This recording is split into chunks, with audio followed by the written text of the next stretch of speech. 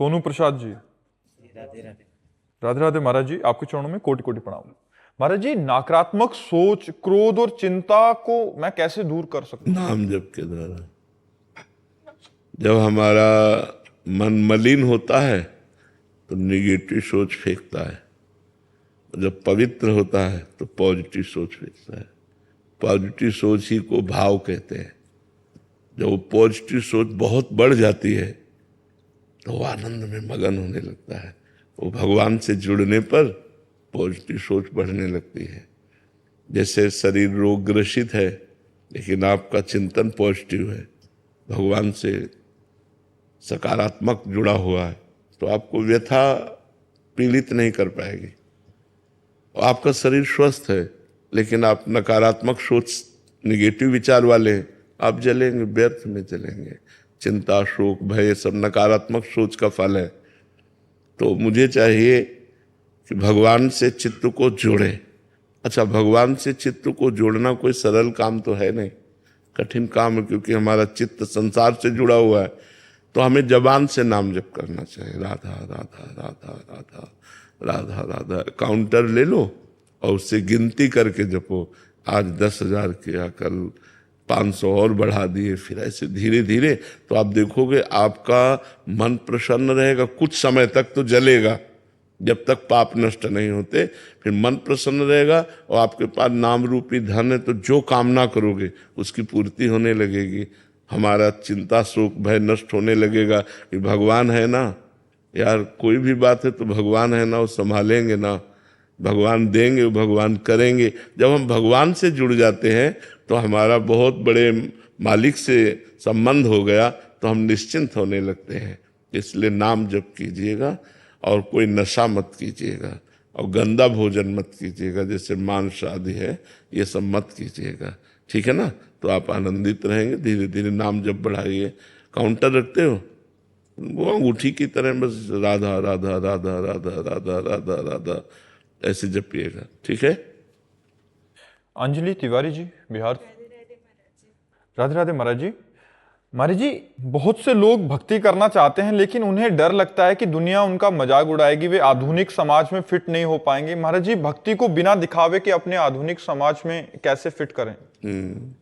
देखो, भक्ति का सही अर्थ है भगवान से अपना संबंध मानना। किसका प्रश्न है?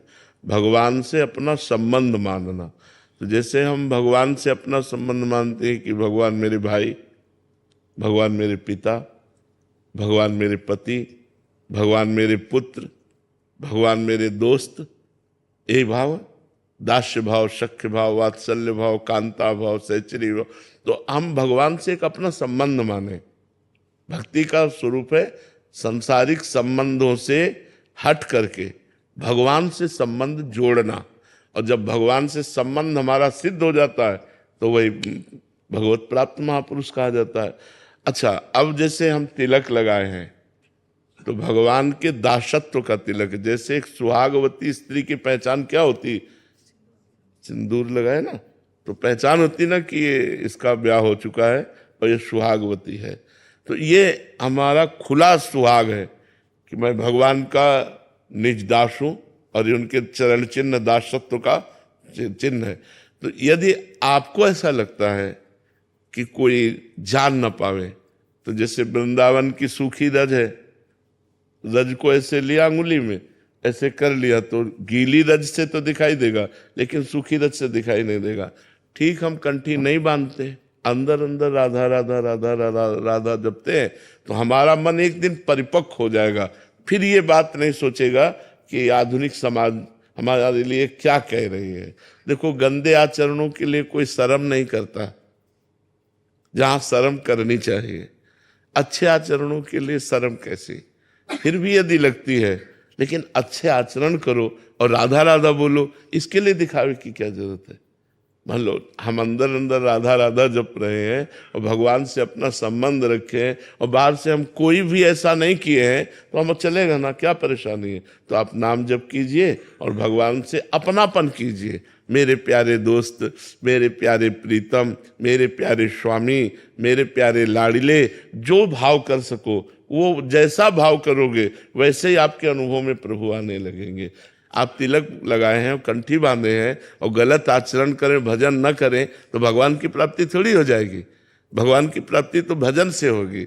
अब भजन की पूर्ति के लिए हम लोग ये सब आचार्य परंपरा से जुड़े हैं, तो हमारा दासत्व का चिन्ह, गर्दन कटा सकते हैं लेकिन तिलक नहीं मिटा सकते। ये कोई खिलवाड़ नहीं है, ये भगवान के दासत्व का चिन्ह है। अच्छा, कौन सा आधुनिक डिपार्टमेंट है जो यहाँ ना आता हो?